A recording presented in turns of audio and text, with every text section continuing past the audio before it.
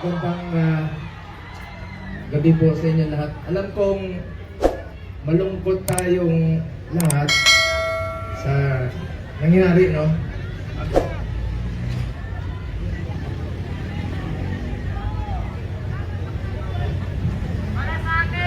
Alam nyo, kwento ko lang po sa inyo ang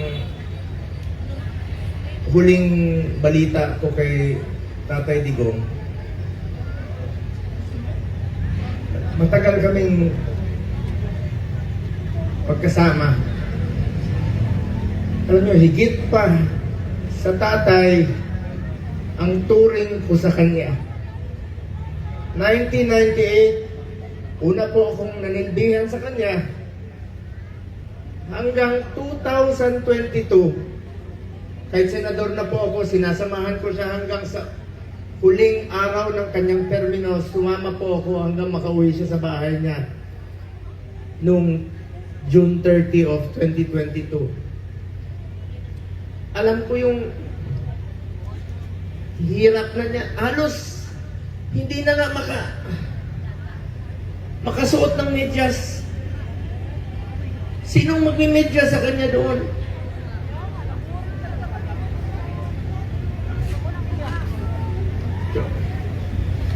Sinabi ko.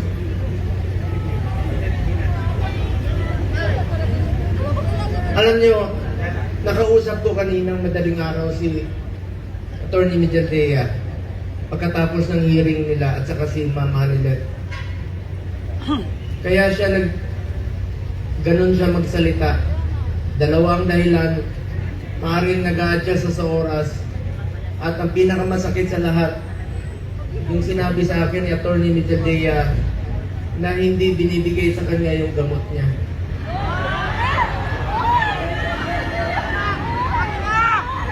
Alam niyo ba, hindi nga niya alam kung ano yung gamot na iniinom niya. Binibigay sa kanya ng nurse niya.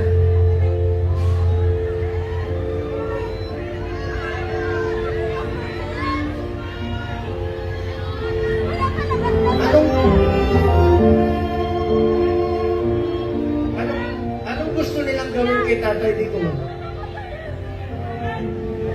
Kung kaya nilang ipadala si Tatay Digong doon, gawan nyo ng paraan paano siya ibalik dito.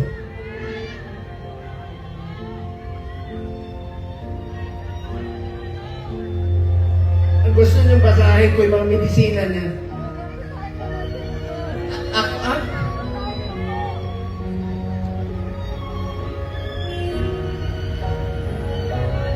Minsan nagtitwitch yung kamay niya, sabi ni Bingbong kahapon.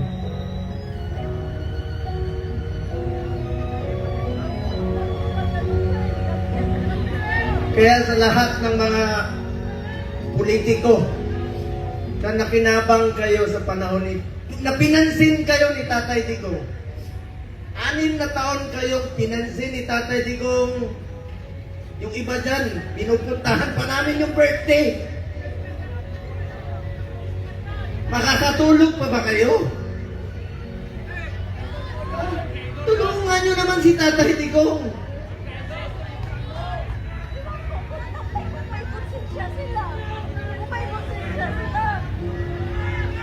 Alam nyo,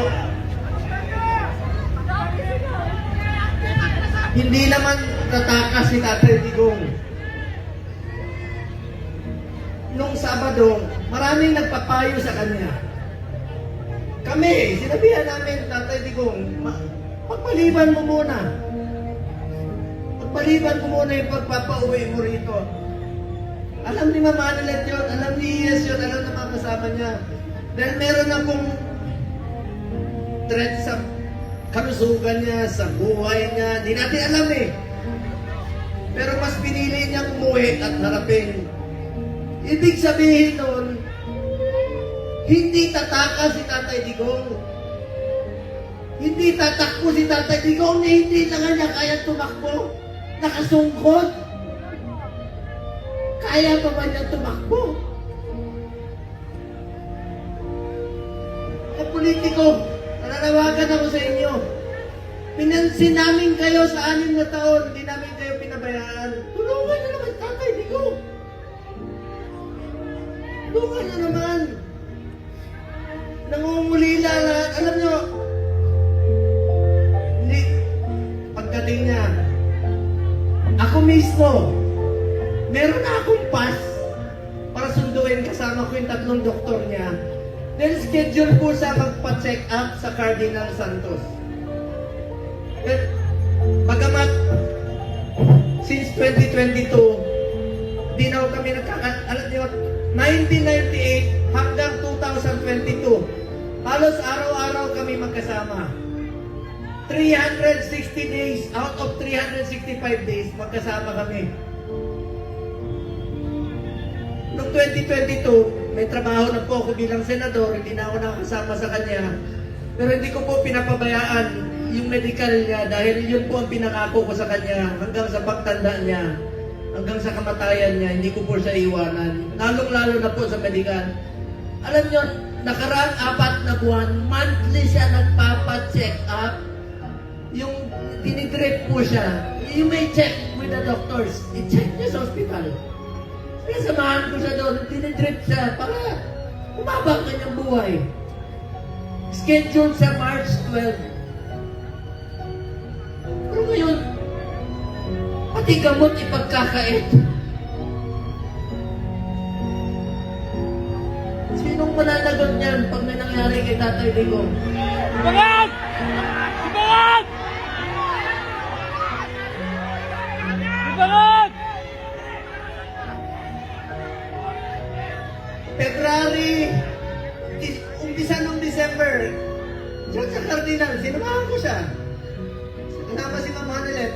Enero, bumalik uli kami. Pebrero, bumalik uli kami. March 12 po siya schedule uli para sa pagpapagamot niya.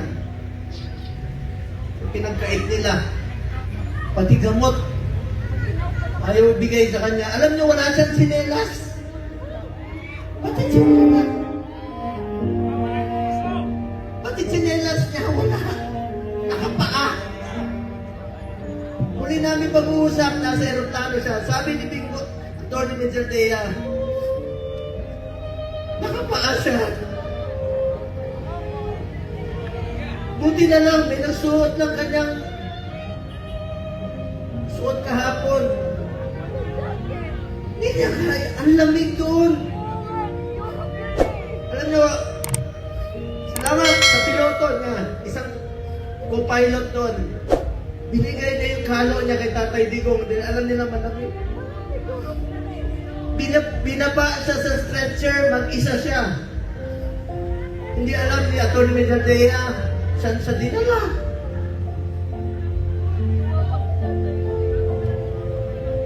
Alam ko nangungulila kayo, nakausap ko si Kitty kahapon. Alam niyo, bilib ako kay Kitty.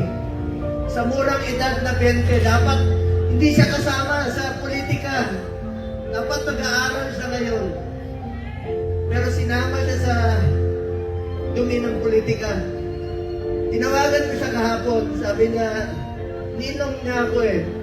Sabi niya, Ninong Bong. Hindi ko mapigil umiyak. First time ko umiyak talaga. Na kausap siya. Sabi niya sa akin, Ninong, ikaw na muna ang tatay ko. Pero wala na akong tatay. Sa murang edad, pero matapang si Kitty ah. Sobrang tapang ni Kitty.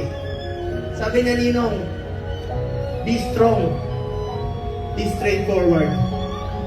Ito yung panahon na magkaisa ang Pilipino. Magkaisa tayo para kay Tatay Digong.